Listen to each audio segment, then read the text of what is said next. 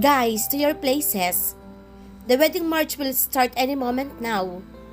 Pukaw ng baklang wedding organizer sa nag-uumpukang mga tao.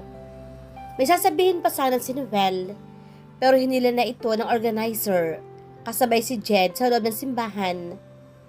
Sila mga mauuna magmarcha patungo sa altar. Wala siyang nagawa kundi kaway na lamang ang dalaga na gumanti rin ng kaway sa kanya. The wedding ceremony was over before Noel knew it. Abala siyang tumitig sa kanaroroonan ni Celine sa buong ritual ng kasal. At hindi pa nagpalakpakan ng mga tao, ay di pa niya namalayang nasa akto ng pagbabasbas ng pari sa dalawa. Ibang-iba na siya ngayon. Naisip ni Noel tungkol sa dalaga.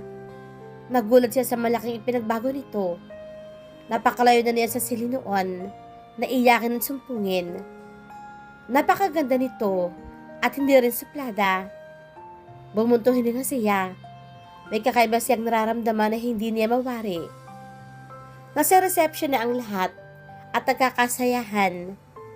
Nagsimula na magsalita isa-isa ang mga kamag-anak at malalapit na kaibigan ng bagong kasal. Napatitig siya nang tumayo si Celine at bumati. I wish you both all the happiness in the world. Children will come and sleepless night will stay, but I'm sure your love for each other will remain so strong. You'll be able to handle everything without a hitch. Madamdaming bigkas si Celine. I'll surely miss you, friend. Tukoy nito sa maluhaluhang sikit. Just the same, I'm happy that you are happy. Marami pang sumunod ng salita, kasama na ang kanilang barkada. When it was Noel's turn to speak, tumayo siyang hawak-hawak ang kopita ng champagne. I pray that you'd have many children. You'd be so busy changing diapers. You won't have time to fight anymore. Luma na mga katagang binitawan niya.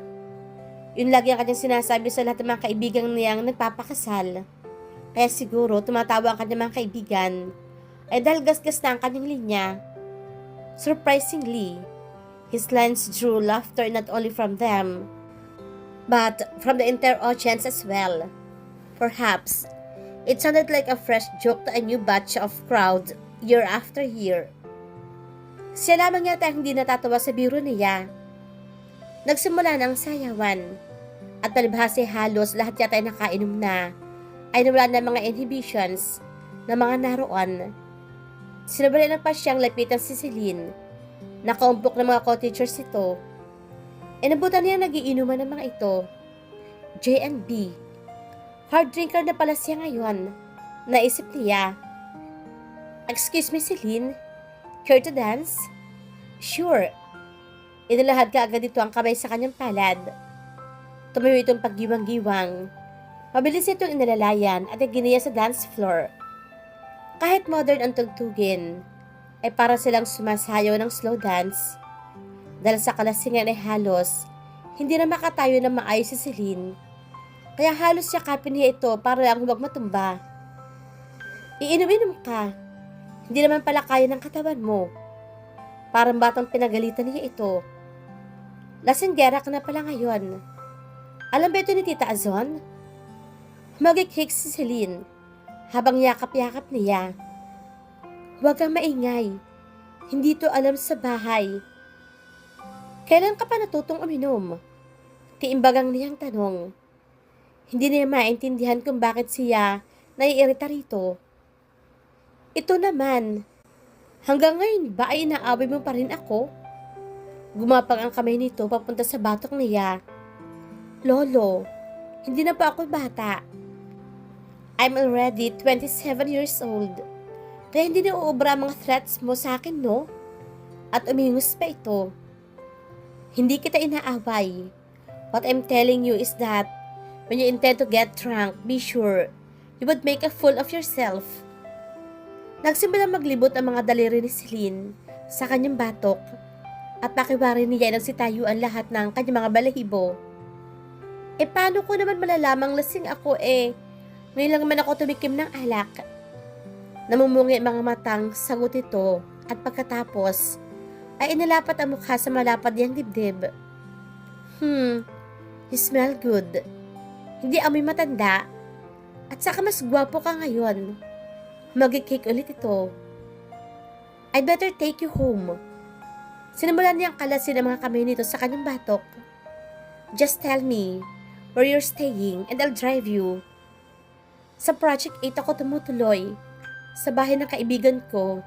But don't bother, I can manage. Tinulungan niya itong maglakad ng maayos. Papunta sa malapit na upuan. Well, it doesn't seem like that to me. Inalalayan niya ito maupo sa isang silya, malayo sa kasayahan. Narinig niya itong umungol. Are you okay? Hindi na niya ituloy pa ang pagtatanong. Dalagsukan na ito sa mismong mga sapatos niya. Naku po, mahina na yung usal, na napaigtot sa sobrang gulat. Umusal na maikling dalangin ng pagtitimpi ang binata. Habang pati mali siyang ipinuna sa may sukang sapatos sa damuhan.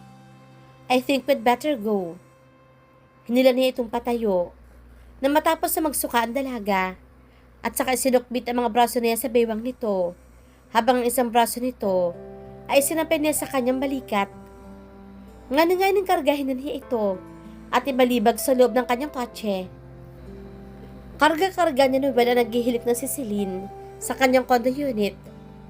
He had to bring her somewhere.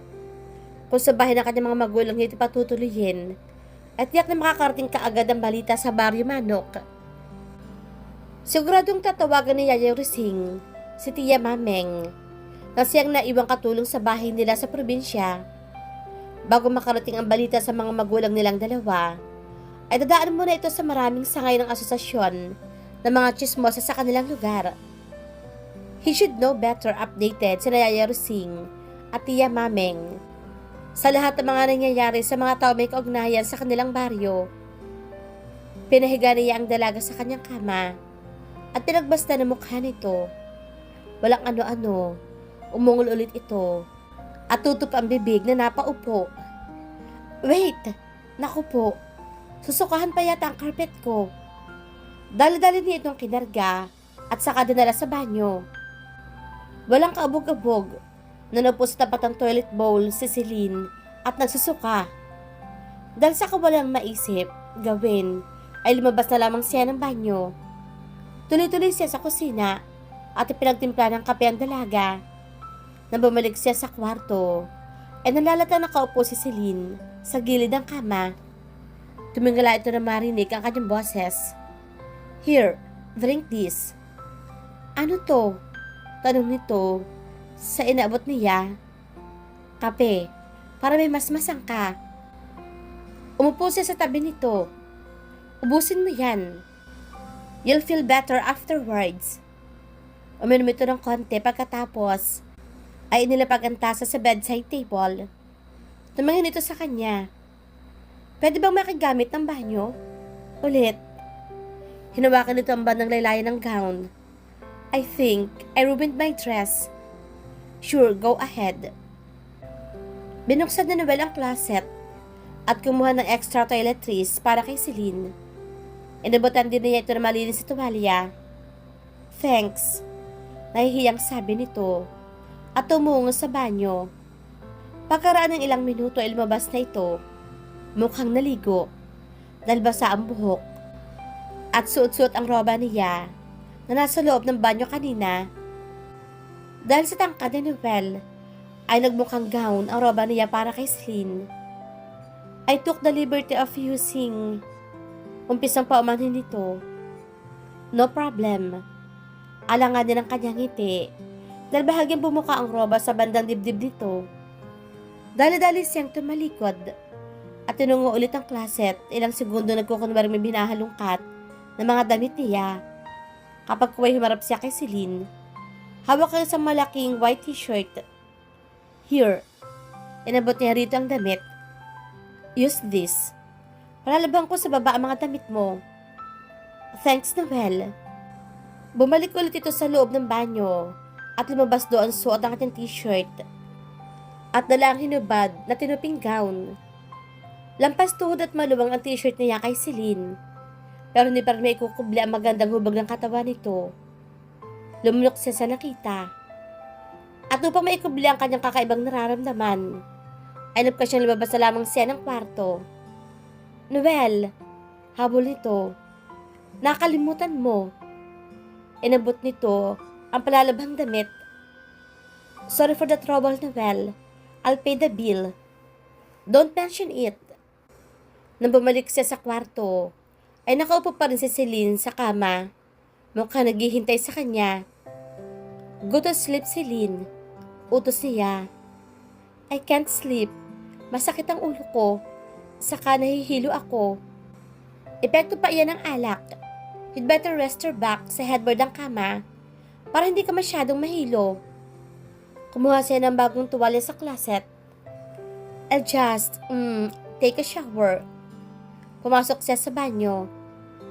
Anong ginagawa mo? Nagkatakang tanong ni Noel paglabas sa banyo. Nabungaran niya ang dalaga na balang nagalatag ng bedsheet sa carpet. Dito na lang ako. Nakakahiya naman sa'yo kung patikabang mo ay arborin ko. Paliwanag ni Celine. You take the bed. I'll stay there. Itinuro niya ang sahig. Huwag na. Okay na ako dito. Sagot ito. Huwag matigas ang ulo, Celine. Pagkitimpihin niya. Dito ka sa kama. At ako na lang dyan. Noel naman. Okay na sabi ako dito. Nakipagmatigasan din ito. Celine. Tiimbagang niyang sabay dito. Pero parang wala itong narinig. At patuloy sa pag-aayos ng higaan. Walang kabog-abog na lumapit siya at inagawang hawak na una nito. Ano ba? Nagulat ito sa kanyang ginawa, kaya bahagyan tumaas ang boses. Kapag hindi ka pa tumigil, hahalikan na kita. Banta niya. Pareho silang nakatayo at nakaharap sa isa't isa. Si Celine ay nakapamaywang, samantalang hawak-hawak ang unan at nanilisik ang mga mata nito. There? At iniumang pa nito ang mga labi sa kanya. Everything was a blur. The next thing Noel knew was that he and Celine were engaged in a tight embrace, kissing each other. And soon, it happened. Hindi na nag-isip pa. They cared not for practicalities. They had to have each other right there and then. Nothing seemed to matter. Kahit pa siguro lumindol ng mga oras na iyon, ay wala silang pakialam. Walang makakapaghiwalay sa kanila ng mga sandaling iyon. Celine, nakapikit ang mariin ng dalaga. Kagat-kagat pa nito ang labi. Ba't di mo sinabing, no, nakapikit pa rin ito. Just do it. Are you sure? Sure na sure. At ikinabit pa ang kamay sa kanyang batok. Kinabukasan, paggising ni Noel, ay wala na sa kanyang tabi ang dalaga. He called out her name several times, pero walang sumagot. Hinanap niya ito sa labas ng kwarto, sa banyo, pero nakaalis na ito. Wala itong iniwang kahit anong note. Nalulubong na po siya sa realisasyong iyon. Isang buwan din niyang inaasam-asam na tumawag ang dalaga, o dili kay makasulubong ito sa daan, pero napagod na rin siya sa kakaasa sa wala. He bent all his frustration toward work, and he managed to keep her out of his mind for a while. Hindi na inaasahang magkukrus pang muli ang kanilang landas, bukod pa sa dala nitong balita. Wow kuya, totoo ba yan? Napapantis ko ang palatak ni Grace sa kanyang kwento. Nakasalampak pa ito sa sahig, katabi ng binata na nakaupo sa wicker chair. Nakataas ang mga paa ni Noel sa coffee table nila. What are your plans? I don't know. Umiiling niyang sagot. You mean, okay lang siyang tumunganga at maghintay? Hindi makapaniwala nitong tanong. She had known him to be an action man. What about Julia? What about her? Parang nakaramdam siya ng guilt pagkarinig sa pangalan ng girlfriend. Madalang silang makita nito dahil pareho silang busy sa trabaho. Pero ng mga sumunod na araw ay sinadya talaga niyang iwasan muna ang babae. Eh di ba kayo ngayon? What are you going to tell her? I don't know yet. Aren't you being unfair to her? Kahit pa inis si Grace kay Julia, ay naniniwala pa rin ito sa kasabihang, honesty is the best policy. Till she doesn't do anything, I'm not being unfair to her. Besides, hintayin ko muna bumaba ang mga dokumento ni Celine bago ako makapagpasya. Paliwanag niya. You have a point there, kuya. Pagsang-ayon nito. Pero matanong kita, are you sure you really want to relinquish your parental rights over your child to Celine? We haven't talked yet. Pero hindi ako papayag na mawalan ako ng karapatan sa aming anak. Bukas sa bukas din, ay tatawagin na si Celine upang pag-usapan ang bagay na iyon. 3 linggo na ang nakalipas mula nang ikasal sila. Pero hindi pa sila muling nagkita o nagkausapan lang. Bago sila naghiwalay ng landas, ay nagpalitan sila ng cellphone number. Wala itong balak na makipag-ugnayan pa sa kanya. Maliban na lamang siguro kapag nakahanda ng divorce papers sila after a few more months. Wala siyang maisip na sasabihin kay Celine. Kaya nais naman niya itong tawagan. Ay wala siyang may dadahilan. Ngayon, mayroon na. May karapatan na siya bilang ama. Ang laki ko talagang ugok. Naisip niya. Papakiusapan niya ito na magkita silang dalawa. The sooner the better. Noel, anong tinig sa kanyang harapan? Naputo ng kanyang pagmumuni-muni at saka idinilat ang mga mata upang hanapin ang may-ari ng boses. Kasalukuyan siya nag-iisip ng opening line bago tawagan si Celine. Hi babes! Napabalikwas niyang tugon. Namulatan niya si Julia na nakatayo sa harap ng mesa. Nakapamaywang pa ito at matalimang titig na ibinigay sa kanya. Dali-dali niyang ibinaba ang mga paang nakataas sa mesa. What a pleasant surprise! We have to talk. Simula nito. Ano itong nababalitaan ko? May kinalolokohan kang ibang babae.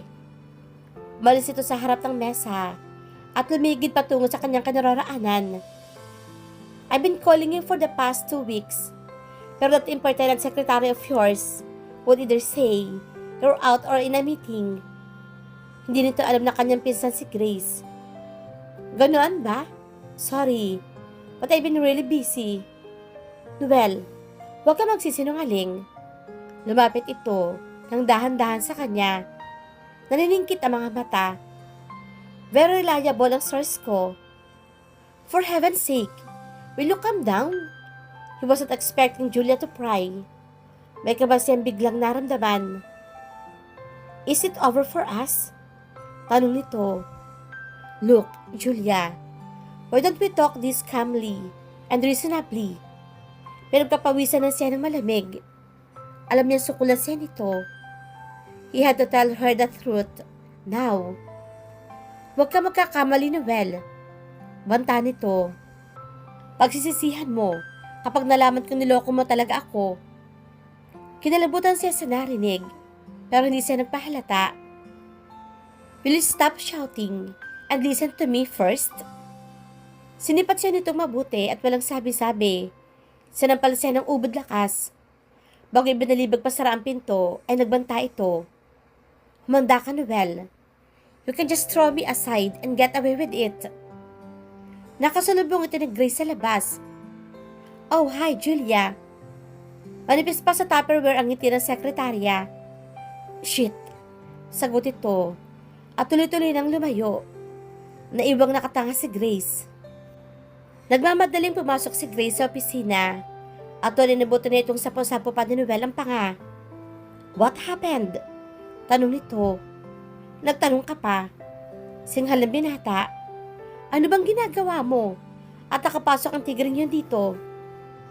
Aba, nag-CR lang naman po ako. Malay ko bang pupusulit yun dito? Katatawag pa lang nun sa telepono at sinabi ko, nasa Taiwan ka ngayon. Lumapit pa ito at tinubakan na pang tingnan ano mong mula mukha ng pinsan. Ouch! That hurts. Kinalabot ata ako ng babaeng iyon. Napangiwi niyang sabi. Sa 6 na buwan na pagkakakalala niya sa nobya, ay hindi niya akalain May tendency pala si Julia na maging violente kapag nagagalit. Malayo pa naman si Bituka. Konting betadine lang, wala na yan. Lumabas itong sandali. Betadine?